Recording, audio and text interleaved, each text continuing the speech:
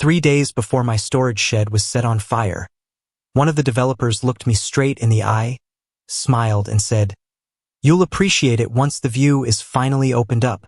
At the time, I figured he was talking about cutting back a few trees along the ridge. I had no idea he already knew exactly what was about to vanish. The strange thing about people who believe money fixes every problem is that they eventually stop respecting anyone else's records or property rights. That single mistake would end up costing them far more than my old shed was ever worth. My name is Nolan Mercer, and before all of this unfolded, I lived a peaceful life just outside the quiet town of Ashford Ridge. My property wasn't impressive by most standards. It covered 12 acres my grandparents bought back in the late 70s, years before anyone started talking about luxury developments or premium mountain views. The house was modest. The old barn leaned a little farther every winter, and my storage shed looked like it had survived on memories instead of nails. But every inch of that land carried a piece of my family's history. My father built that shed with 2 close neighbors over the course of 3 weekends after I graduated from high school. I can still point to the corner where he accidentally hammered a nail through the sole of his boot, then laughed so hard the rest of us couldn't stop laughing with him. Every hunting season we stacked fresh firewood against the north wall. Every spring I pulled out rusty tools that somehow worked better than anything brand new from the hardware store. To someone measuring value in dollars, it wasn't much. To me, it held decades of family memories that could never be replaced. Then West Haven Development arrived. They purchased hundreds of acres on the hill overlooking the valley and announced plans for 3 luxury apartment towers featuring rooftop lounges, floor-to-ceiling glass, and what every billboard proudly advertised as the most breathtaking panoramic view in the county. The town was divided. Some people welcomed the new jobs and investment, while others worried about traffic and losing the area's character. I mostly kept to myself. Their land belonged to them and mine belonged to me, or at least that's what I believed.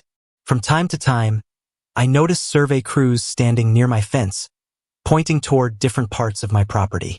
Once I even spotted a drone hovering over my shed. I actually waved at it before realizing how ridiculous that looked. People don't wave at drones unless they're trying to send a message. About a week later, I crossed paths with one of the project supervisors at the local gas station. His name was Eric. He wore spotless boots, drove an expensive pickup, and somehow kept his sunglasses perfectly clean even though it had been raining all morning. He nodded toward my property and said, "You've got one stubborn old building back there." I laughed and answered, "She might not be pretty, but she's outlasted a lot of the new stuff people build these days." He gave a short chuckle, though there wasn't much amusement behind it. "Progress has a habit of changing the landscape," he replied. I shrugged it off without giving it another thought. People often say dramatic things when they want to sound important. Looking back now, I wish I'd listened more carefully. The morning everything changed began before sunrise. I woke because something in the air felt wrong. It wasn't the familiar smell of a campfire or someone burning leaves after cleaning their yard. This odor was thicker, harsher, and it settled deep in my throat before my mind understood what it meant. I stepped onto the porch with a mug of coffee still in my hand and noticed a thin ribbon of gray smoke rising beyond the back pasture. My stomach dropped before the coffee ever hit the ground. I started running without thinking. Gravel shifted beneath my boots, and the freezing morning air burned inside my lungs. Every step came with another desperate hope. Maybe it was just a brush fire. Maybe lightning had struck during the night. Maybe it was anything except the terrible possibility already forming in my mind. When I reached the clearing, my worst fear was waiting for me. The shed wasn't simply damaged, it was gone. The roof had collapsed into a pile of burning debris. The old cedar walls stood only as blackened frames stretching out from glowing ashes. Sheets of tin roofing were twisted and curled as if they had melted in the heat. My father's workbench had vanished beneath charred beams. Boxes filled with family photographs, old fishing equipment, my grandfather's hand planes, and tractor parts one had spent years collecting had all been reduced to smoke drifting across the field. I stood there unable to move. People often imagine grief arriving with tears or screams, but mine came as complete silence. It felt as though someone had frozen the entire world around me. Then I heard voices. About 50 yards away, 6 construction workers wearing jackets with the West Haven logo stood together. None of them were watching the fire. Instead, they were looking toward the nearly completed apartment buildings on the hill. One of them even pulled out his phone and snapped a picture of the skyline. I followed his gaze, and suddenly everything made sense. From the upper balconies, there was now a completely clear view across the valley. My shed had stood directly in that line of sight. This wasn't an accident. It had been removed because someone wanted a better view. A man carrying a clipboard noticed me walking toward the group. For just a split second, I saw panic cross his face before he forced a professional smile. Raising both hands, he said, "Sir, this was part of a controlled removal during our site optimization process.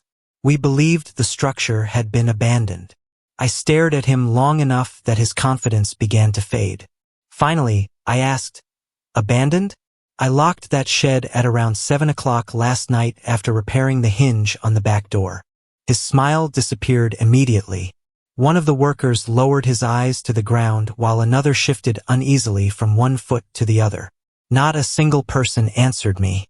I took another slow step closer and looked from one face to the next. "Did any of you knock on my front door?" I asked. No one spoke. The silence hanging over them told me everything I needed to know. They hadn't made a mistake. They hadn't checked who owned the building. They hadn't asked for permission. They had simply decided my family's history was standing in the way of. Project was coming along. Those pictures clearly showed the shed standing exactly where it had always been, fully intact only hours before it was reduced to ashes. Mr. Harper studied each image carefully, occasionally comparing them with the planning maps spread across the table. The room remained quiet except for the sound of papers turning and keyboard keys clicking as he entered notes into the county database. The longer the meeting continued, the more serious his expression became. By the time he finished reviewing everything, I could tell this investigation was no longer focused on replacing an old storage shed. It had become a question of whether one of the county's largest development projects had violated the very conditions that allowed it to be built in the first place. And if that proved to be true, West Haven development was about to face consequences far greater than they had ever imagined. The photos left no room for doubt. They showed the shed standing exactly where it had always been only hours before the fire. As I gathered my papers to leave, Mr. Harper gave me one piece of advice that stayed with me. "Don't contact the developer again," he said. "Let us handle this." I didn't fully understand what he meant until 2 days later. Just after sunrise, a county inspector's truck pulled onto the construction site. A few minutes later, another one arrived. Then 2 vehicles carrying state fire officials followed behind. By noon, bright yellow violation notices were posted around several of the unfinished buildings. Instead of pouring concrete or operating machinery, crews stood in clusters studying paperwork and whispering to one another. Someone later told me a crane operator had been ordered to stop immediately, even though he was halfway through lifting steel beams onto an upper floor. By the next afternoon, the entire project had come to a complete standstill. The silence coming from that hillside felt almost unnatural. For nearly 2 years I had grown used to the constant soundtrack of construction. Jackhammers echoing across the valley, dump trucks rumbling up the access road, concrete pumps running non-stop, backup alarms beeping, generators roaring, and workers shouting from sunrise until evening. Suddenly all of it was gone. Only the wind moved through the skeletons of the unfinished buildings. About a week later, the local newspaper published a small article tucked away on one of the inside pages. It mentioned that construction at the West Haven project had been delayed because of an unexpected compliance investigation. My shed wasn't mentioned by name, but the article did reference possible violations involving fire safety documentation and environmental permit requirements. I clipped the article anyway and slipped it into my file. As the investigation expanded, inspectors began comparing the approved plans with what had actually been built. That's when they started uncovering problems no one had been looking for. Drainage systems didn't match the original engineering drawings. Retaining walls extended several feet beyond their approved locations. Fire access lanes had been narrowed to create room for decorative landscaping. Certain building materials had been substituted with cheaper alternatives without updated approvals. Every inspection seemed to uncover another issue, and every answer created two new questions. It reminded me of pulling on a loose thread in an old sweater. At first nothing seems serious, but before long the entire thing starts falling apart. Around that same time, rumors began spreading through town from people working on the construction site. One electrician told my neighbor that project managers were forcing employees to work overtime just organizing documents for the investigators. Another subcontractor claimed company executives were holding emergency meetings every single evening, desperately trying to figure out who had authorized the destruction of my shed. From what I heard, nobody wanted to accept responsibility. One supervisor blamed the environmental consultant. The consultant pointed the finger at the site manager. The site manager claimed an outside demolition crew was responsible. The demolition crew insisted they had simply followed verbal instructions from someone higher up. It was amazing how quickly confidence disappeared once lawyers and government investigators became involved. About 6 weeks after the investigation began, I was repairing fence posts near my driveway when a black SUV slowly pulled onto my property. Two men stepped out, both dressed in tailored suits instead of construction gear. The older one introduced himself as Richard Coleman, legal counsel for West Haven Development. The younger attorney carried a leather briefcase polished so perfectly I could almost see my reflection in it. Richard offered a polite smile, but it was nothing like the self-assured grin Eric had worn at the gas station weeks earlier. The smile looked strained, tired, and carefully practiced. "Mr. Mercer," Richard began, "we'd like to discuss resolving this unfortunate misunderstanding." I leaned against my shovel and looked directly at him.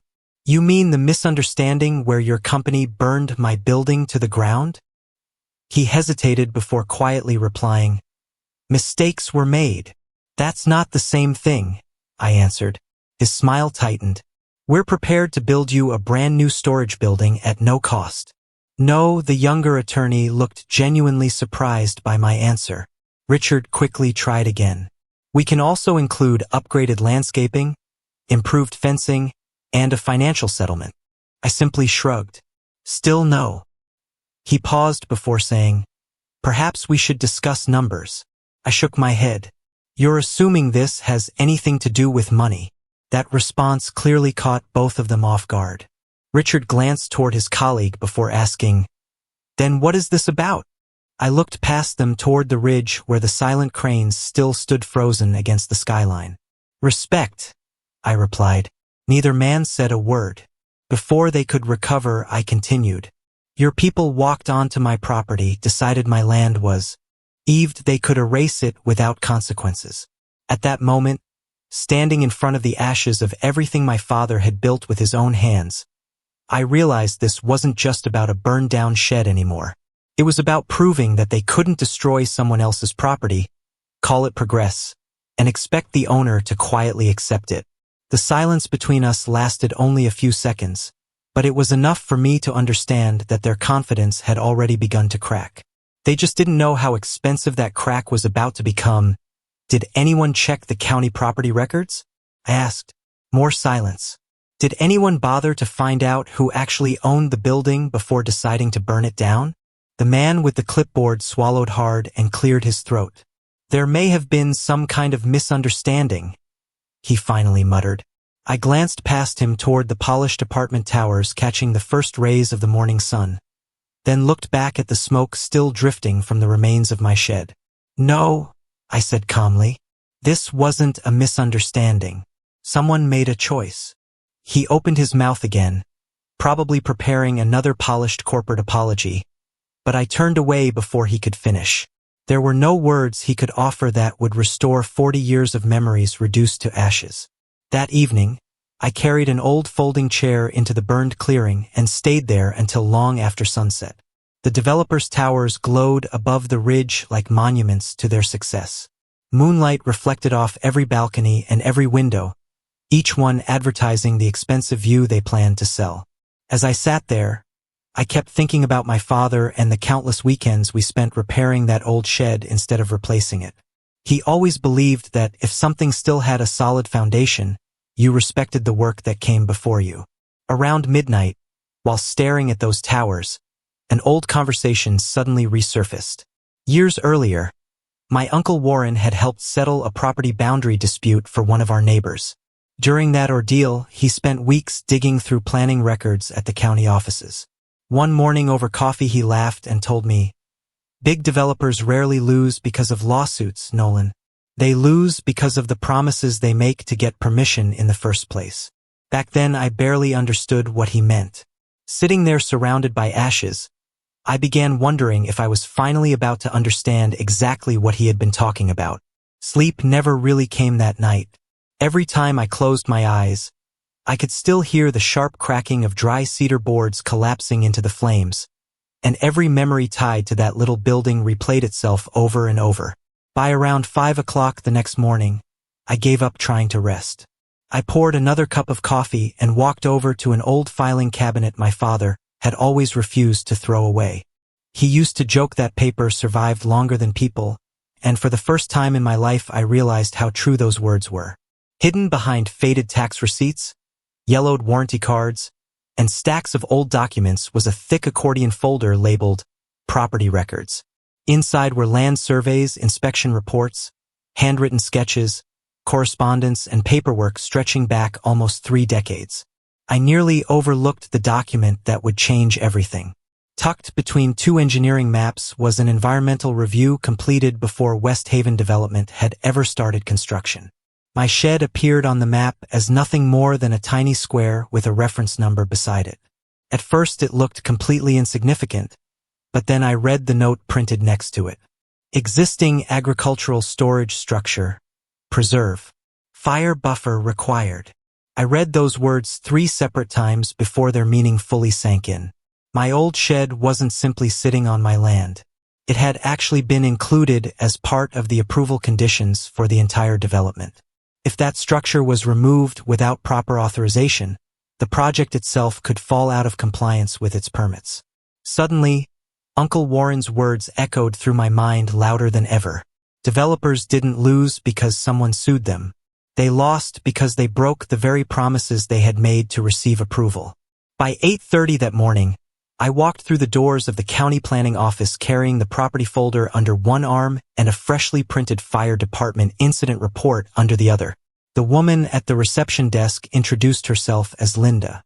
She looked like someone who had spent decades calmly telling frustrated people to wait their turn, and judging by the towering stack of paperwork beside her, she probably had. She greeted me politely until I explained why I was there. Then her expression changed. Without saying much, she began carefully reviewing every document I placed in front of her. Every few pages she would stop, reread something, and continue flipping through the folder. Finally, she looked up.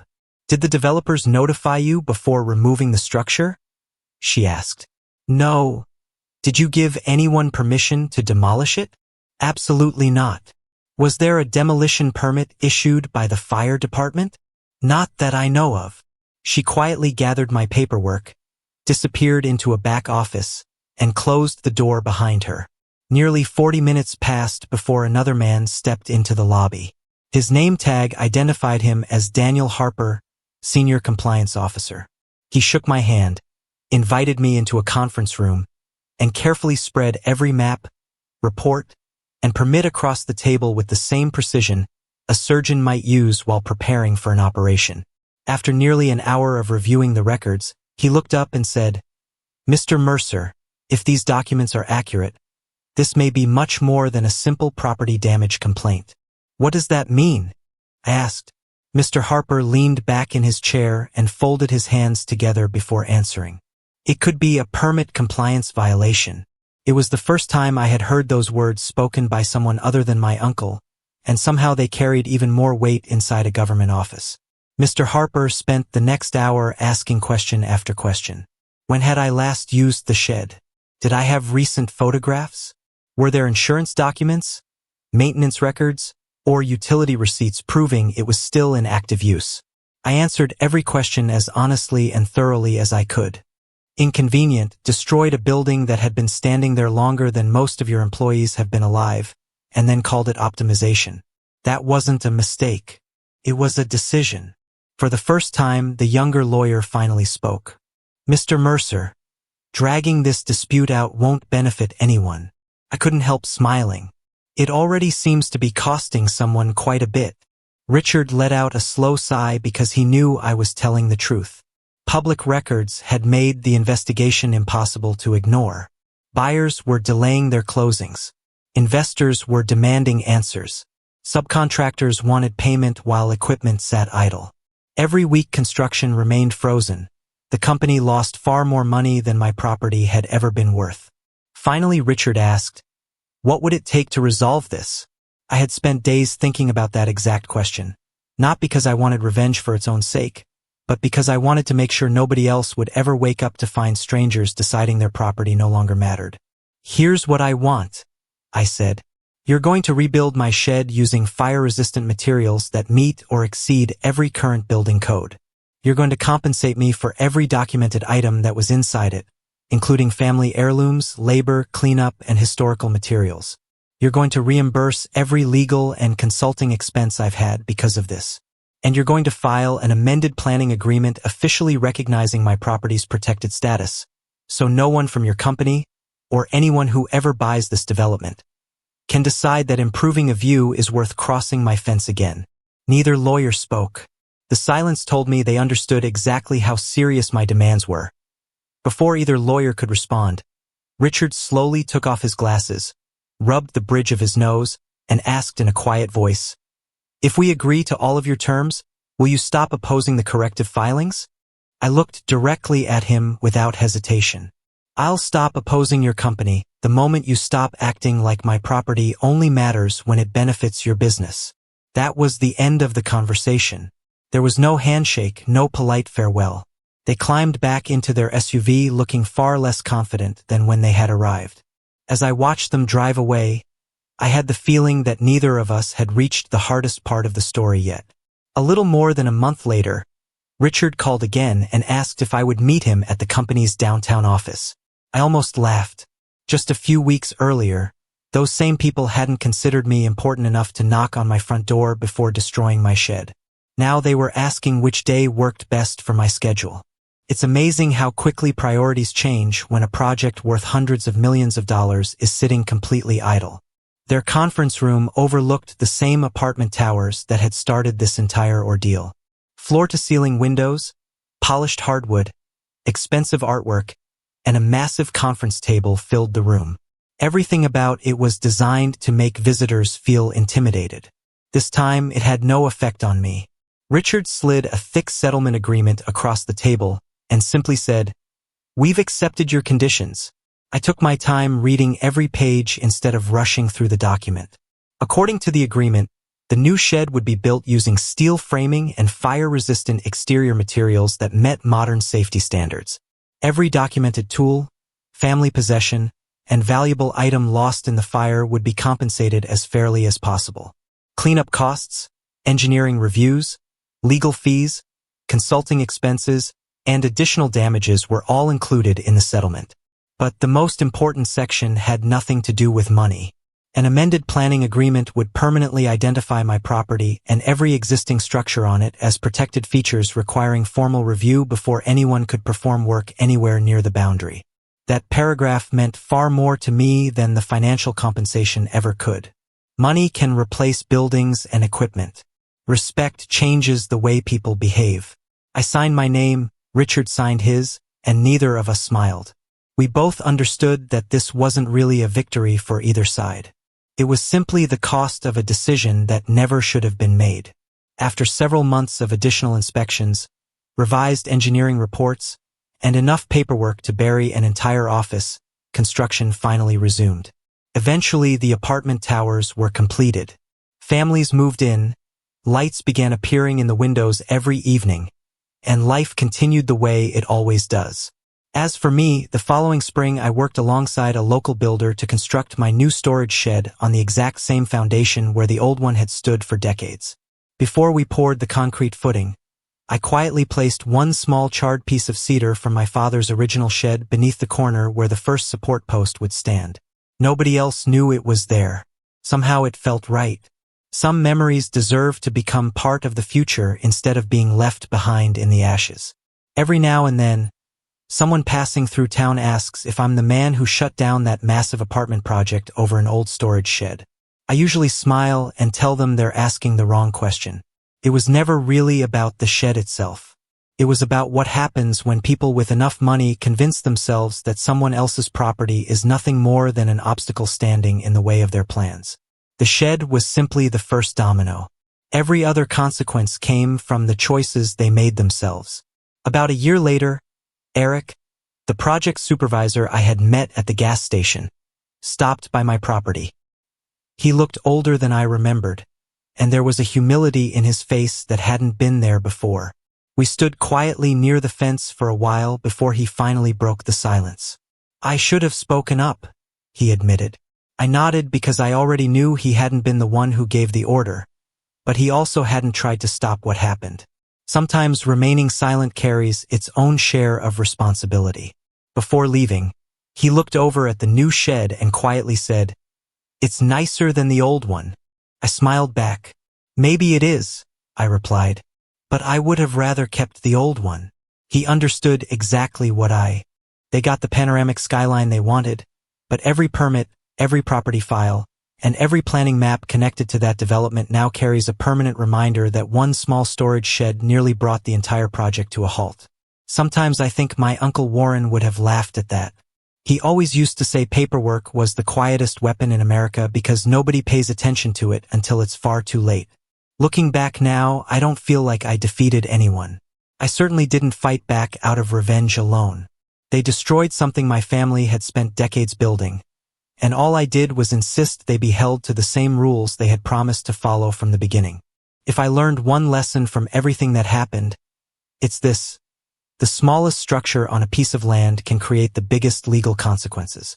And the people who underestimate ordinary homeowners usually end up learning that lesson the expensive way. Now I'd like to hear your opinion. If you had been in my position, would you have accepted the settlement after they finally admitted they were wrong? Or would you have pushed even further after everything they put you through? Share your thoughts in the comments because I'm genuinely interested in where you draw the line between justice and revenge. And if you enjoyed the story, don't forget to like the video, subscribe to the channel, and share it with someone who believes doing the right thing is always worth the wait, even when it begins with nothing more than a pile of ashes and an old folder full of forgotten paperwork.